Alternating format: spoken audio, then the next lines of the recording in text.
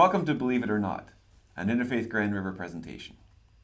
I'm your host, Jan Hansen, and today I'm joined by August Adelman. Thanks so much for having me. It's funny being on this side of the set. Yes, you're our usual host. Yeah.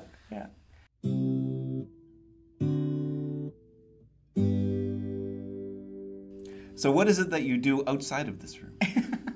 Well, I am a part-time administrator at my synagogue. I go to a Reform synagogue called Temple Shalom here in Waterloo. And so I work there part-time. And I volunteer a lot, including with Interfaith Grand River. And I live my life. I like video games and horror movies and crocheting. And crocheting. What sort of things do you crochet? Mostly blankets as presents for when they get married or have a baby. I used to do a lot more back before I volunteered so much, but mostly it's usually for big occasions now. So my sister has been engaged since 2019, so I've got an ongoing project. I'm like, let me finish this before you actually do it. But yeah, so that's sort of who I am out in the world. Can you tell me a bit about your faith journey so far? Ooh, so far. I kind of reconnected with Judaism about a decade, a little more than a decade ago. More like 15 years ago. And it was kind of scary. And I think a lot of Jews who maybe aren't as involved as they'd like to be, or who kind of get disconnected at a certain point, sometimes have that feeling of sort of not being enough, of kind of being, I used to call myself Jewish. And so I had a lot of like anxiety about kind of getting involved and now do I even belong here? And everyone's going to think I'm a fraud and all these things. So that early journey was really about not being afraid, or being afraid and doing it anyway, I guess. And nowadays it's much more about, now I'm in a position of some authority as an administrator. I want to be a welcoming person for other people who are experiencing that, something like 74% of non-Orthodox Jews are in interfaith relationships. So there's a lot of folks out there who are have children who are being raised with multiple faiths, who are doing multiple holiday traditions and stuff, and who are maybe coming into things feeling like they're not as Jewish as they think that maybe people want them to be, or that they ought to be, or that they're being judged or whatever. So being able to be somebody who's like, no, it's cool, like it's really, really cool, and wherever you're at, you're welcome here, that's something really important to me now. So getting to be on the other side of that fear. So now it feels more like home? Oh, 1,000%. I can't imagine my life without my synagogue. I wouldn't have my job without it. I wouldn't have my home without it. So many of my friends, I've been so fortunate to fall in with this amazing group of people and have it become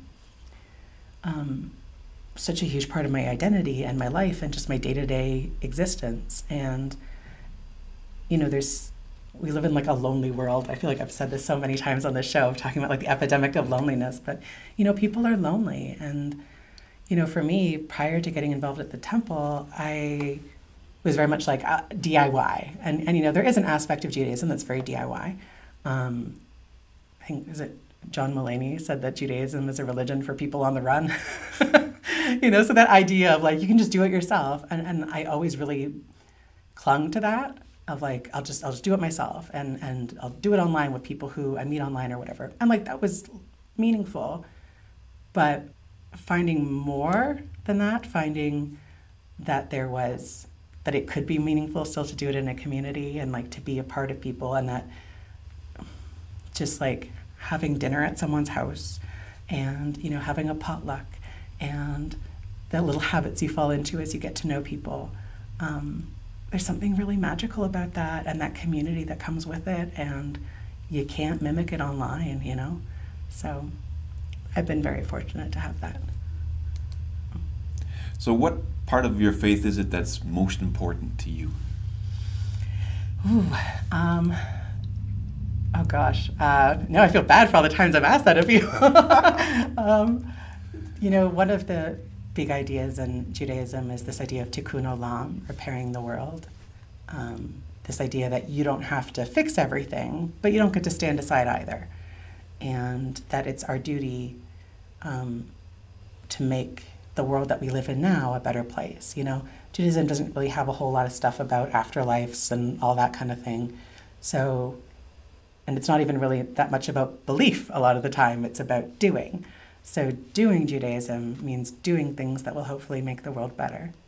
And that can mean big things, people who run food banks and people who do, I remember seeing a documentary a number of years ago about some of the people who started in the United States, basically the movement to have public defenders, and how some of those early public defenders were Jewish and who were motivated by this idea of tikkun olam, that people deserve to have that defense because it makes the world a better place, And so it can be big like that, but it can also be little. It can be things like being a welcoming person at a synagogue. It can mean having interfaith dialogue. It can be, just trying to be loving. Like those are all ways, especially in a very unloving world sometimes, those are all ways that we can try to heal things. So that's a huge one for me. And I think also just that Judaism is so rooted in just always learning. And it's like, the thing I love about my tradition is like how kind of nerdy it is of just like, every year we read the same book and we do our little book reports on it every week. And we've done that for thousands of years and we're going to keep doing it for hopefully thousands of more. And so just like that dedication to learning, that you're not done. You're never like, okay, I've learned the things I need to learn. I've said the thing I need to say. You're always learning and growing, and you're never done. And it doesn't matter how old you are. And I find that sometimes I look at the book and I see something different than I saw the last time. Yeah, absolutely. Like that's one of the things that's so cool about, doing your book report every single week, every single year is that, next year what you may find in it might be completely different. And there have been times when I've done it's called a Devar Torah, like a little mini sermon, where like, oh, I did one last year and I found something completely different. And this year I've got a completely different take on it just because I'm in a different place, So it's really cool. I love that. I love the learning part of it. Now, I know that the community is something that you've centered your life around. How does that affect you? How doesn't it? It's all the phone calls I get. It's all the emails I get. It's the thing I do in my spare time. It's just always around me. And I'm at the point now where it's hard to remember what it was like before, because I didn't always have that. And I remember sort of feeling very, not bitter, but like sort of, that like back in my day, I had to walk uphill both ways, like that kind of way about my Judaism. Like, I don't need help, I can do it myself. I make my own challah, like this very kind of defensive attitude that I don't really feel so much anymore. That I am much more secure in where I am, and I get a lot more joy out of hearing about where other people are and less sort of worry that they're secretly judging me and thinking that I'm not doing good enough. As a Reformed Jew, I think there's sometimes an attitude that like, oh, we're Jew light. And to me, that's not how it is. For me, it's not about abandoning observance. It's about how you approach observance in a way that is, recognizing the demands of the modern world and also recognizing the kind of intellectual approach of how you approach the things you do, right? So I'm trying to think of a good example. One of the sort of rules around Shabbat is that you're not supposed to kindle flame on Shabbat. So for folks who are, you can imagine, because it's about not doing work, right? So you can imagine thousands of years ago, how to keep the fire going in the house, and you have to do the whole thing and haul in the wood, and you're chopping the wood, and you got to scrape the thing with the flint or whatever. I don't know. That would have been literal work, Right. you know, or if you have to go somewhere, you've got to like hitch up the horses or whatever. And there's literal work involved in a way that, say, turning on a light switch is a very different kind of work these days. So for some people, you know, not turning on that light switch is very important to them because it's obeying that original instruction. For me, and again, this is me personally, I can't speak for all Reformed Jews, but for me personally, it's about the work, you know? So if I wouldn't change a light bulb on Shabbat because that's work in a way that turning on a light switch is not. So for me, that's kind of where that line is drawn around, okay, it's supposed to be about work. It's supposed to be about having this be a day of rest and contemplation. For me, the light switch itself is not going to be the issue. It might be something else where I would draw the line, you know? Yeah. So like, you know, if I'm trying to be reflective and read a book about Judaism, I'm okay if it's a book on my Kindle.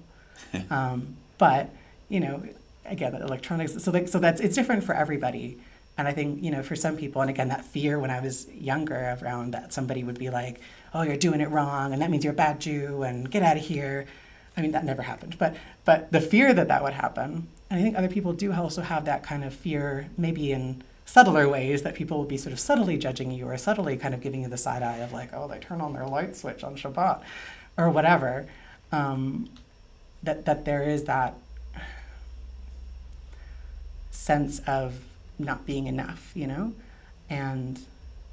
But where I am now, I feel like I've gone on a whole journey here with what I'm talking about, but where I am now, I'm able to kind of go, okay, like this is right for me. And it's not because I don't know or because I don't care about, you know, whatever rules or whatever. It's because I'm making informed decisions about how I practice my Judaism. It's a living tradition, right? We're doing it now. And you talked about how, like, you're speaking for yourself and not for your whole group. Yeah. And I find that so liberating sometimes. Yeah. Because I don't have to worry about what everybody's doing and speak for everybody. If I just speak for myself, then I can focus on what it is that I believe and what it is that I want to do. And I don't have to feel shackled by what everybody else is doing and representing them. Yes, I agree with you. I think it's hard from like a minority perspective because sometimes people do sort of expect you to be like a representative. Like I'm always very aware, like so I wear a kippah, which a lot of Jewish women don't do. Within the Reformed tradition, women wear them. You won't really see women in other traditions wearing them. But anyway, I am very aware that it marks me visibly as Jewish. And so, you know, things like going out to a restaurant, like I'm very aware that like, you know, oh, I have to, and I mean, I tip well and like things like that, you know, that I inherited that from my dad of like this fear of like, you don't want people to perceive you as cheap, you know, that you might be the only Jew that they've met. So there is this kind of sense of responsibility that does kind of come with it. I think especially because, you know, Judaism as a origin tradition for many of the other Abrahamic faiths means that a lot of folks feel they know a lot about Judaism or maybe feel that they have a kind of claim to at least historical Jewish practice. And so there are a lot of people who feel very comfortable talking about us. So there can be kind of that pressure of feeling like a representative. We're meeting here in my church, mm-hmm. where my faith group meets. And on a Sunday morning when we gather together, we walk in the door and we gather together. You can't do that in your faith group. And I'm wondering, how does that affect your faith? That's such a good question. It's, you know, for me in my role as an administrator, it's sort of ever present because I'm the one who, you know, gets there early and opens the door and goes and talks to the security guard and, you know, hey, any news of anything we have to be concerned about, and this is what we want you to do today, and here's the walkie-talkie, and all these kinds of things. So there's a very practical component of it for me. I took a several-part course this summer about security and safety that was offered by like a Jewish security group out of the States. And one of the things they talked about was sort of like being constantly aware and like not hyper-vigilant, but vigilant. And a lot of kind of, sort of always kind of scanning the space and being aware of what's happening around you and don't get distracted and all these things. And it's like, okay, that does affect my ability to worship in a way that's meaningful for me. When I feel like I have to just always have one eye on the door, or, because it's probably going to be fine, but it might not. And that's always sort of, and the Jewish community is so small, not just here, I mean, it's small here, but sort of globally. Jews are 0.2% of the global population. So there's sort of a joking thing that we do called Jewish geography, where when you meet somebody, you might say like, oh, Adelman, like, do you know the Adelmans from Winnipeg? And you'd be like, yeah, I do, whatever. So there's that sense of like, we all kind of know each other. Or if not directly, somebody who knows somebody. So when something happens, like, say, the attack at the Tree of Life Synagogue in Pittsburgh, that's not abstract. Those are people who at least some of us know directly, and all of us know indirectly. So you don't want to be guided by fear, and you don't want to let fear rule you, but you also can't just sort of go, well, it can't happen here, because everyone says that until it does. Yeah. So it's a big component, but it's also, I'm often comforted by, I think of our ancestors and what they would have had to go through, and that some of the things that we do here are peanuts, So we're part of a tradition, a long tradition, and we endure. And whether that means security guards or whatever it means, we carry that legacy. Yeah, and there's a depth to that worry that I don't even understand because I haven't had to experience it. But in some of the practices that I have in our faith here, I have an understanding of what it feels like to do something, and it's like you're doing it with everybody who's doing it in that moment around the world right now, and with everyone who has ever done it in the past. Yeah. So within our tradition, there's the idea that at Sinai, that every Jew who's ever existed was there in spirit at Sinai. Oh, yeah. Right? Or this idea that at the parting of the Red Sea, that when they walked through the water, they saw in the reflection of the water every Jew who would ever exist walking with them. And so like these really like kind of like, ooh, chill, it's like chills, these really kind of beautiful images of us being connected through time and space. And then like also more practical things like the Shabbos Project, which is usually in October, November, which is basically like around the world, all the Jews are just like, we're just going to do like one extra thing for Shabbat this year. And maybe there'll be a special like challah bake or kind of a fun community event or whatever. It's just sort of a way of kind of being like, hey, all of us together, we're all like, on Friday nights, we're all lighting our Shabbat candles together. And those moments are really beautiful. So there's like kind of through space, but also through time. I have an expression like Lador Vador, which is like from generation to generation. Oh, yeah. So like when you see like the little kids at the synagogue and, maybe they're playing a little bit too loud, but it's like, whatever, who cares? Lador Vador, like I want you to love this place because one day it'll be yours. So has there been a time when your faith has either been a challenge for you that caused some struggle, or that helped you through a struggle? Yeah. So I mentioned before a bit about a time when it was a struggle because I sort of felt like I wasn't enough, and there was a lot of sort of like shame, I guess, around not being enough. And that's grown into being a very powerful, strong thing for me. Like I can't read Hebrew.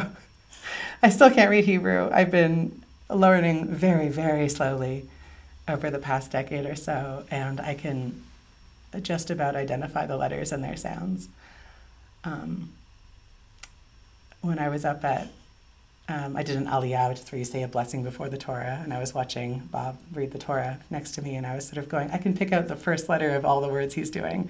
I'm like, look at me, identifying the first letter of the word. I can't read fast enough to read the whole word, but I know the first letter. So, like, I do still to some degree have a bit of shame about that, that I'm not, a fluent Torah reader, and or even a not so fluent Torah reader. I'm not an any Torah reader. but I'm a lot more okay with it than I used to be.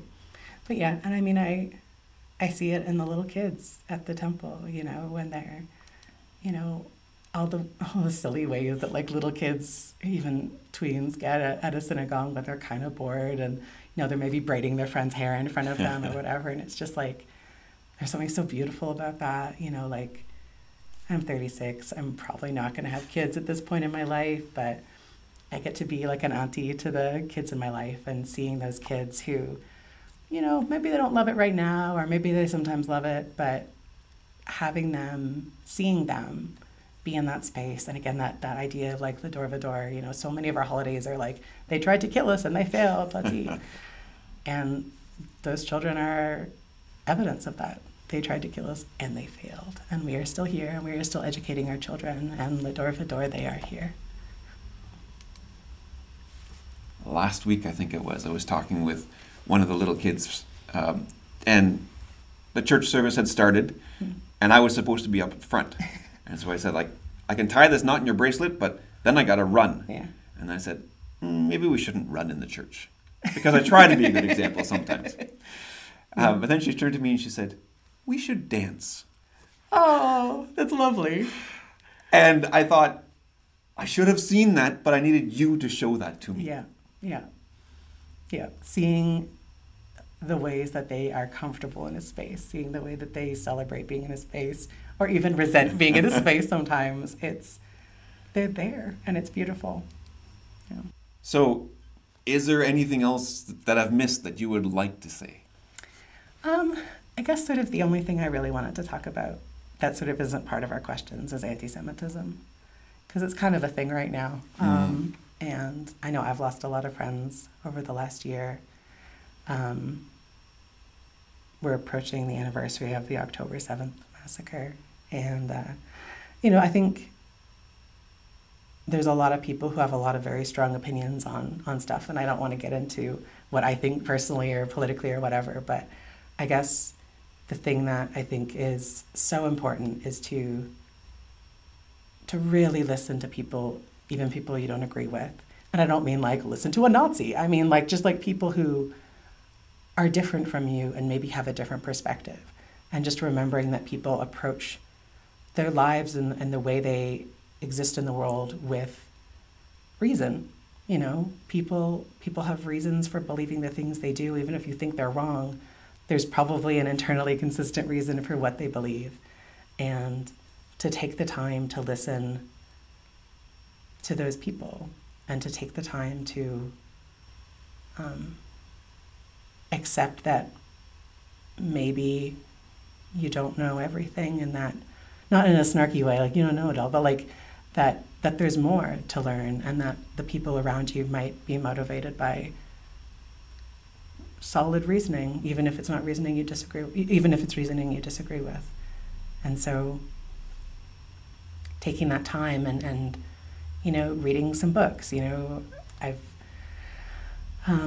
talked to you before about Dara Horn's book, People Love Dead Jews. You know, so there's to do that reading and to recognize kind of the way that anti-Semitism is more than just like Nazis doing Heil salutes, and it's more than just, you know, signs that say, you know, no shirt, no shoes, no Jews. You know, it's a lot more insidious, and it's embedded in a lot of traditions in ways that people probably don't even understand and certainly don't intend.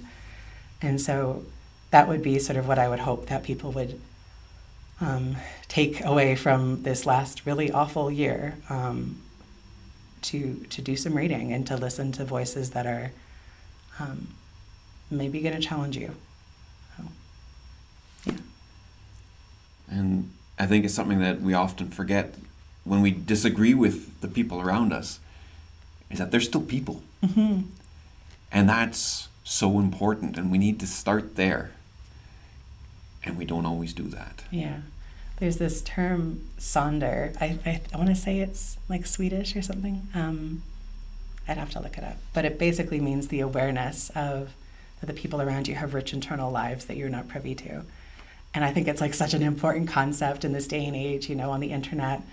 where it's like if you say, that was that meme, if you say you like waffles, everyone just goes, so what, you hate pancakes? You know, like that very kind of combative worldview that we live in now. And it doesn't have to be like that. You know, we can appreciate the sonder in other people. We can appreciate the motivations in other people. And we can learn, which is really what IGR is all about. Well, thank you very much for sharing what's in your heart. Thank you so much for having me on and interviewing me. It's been a challenge and a really interesting one. So thank you. And thank you for joining us. And we look forward to joining you again, wherever you are, next time on Believe It or Not.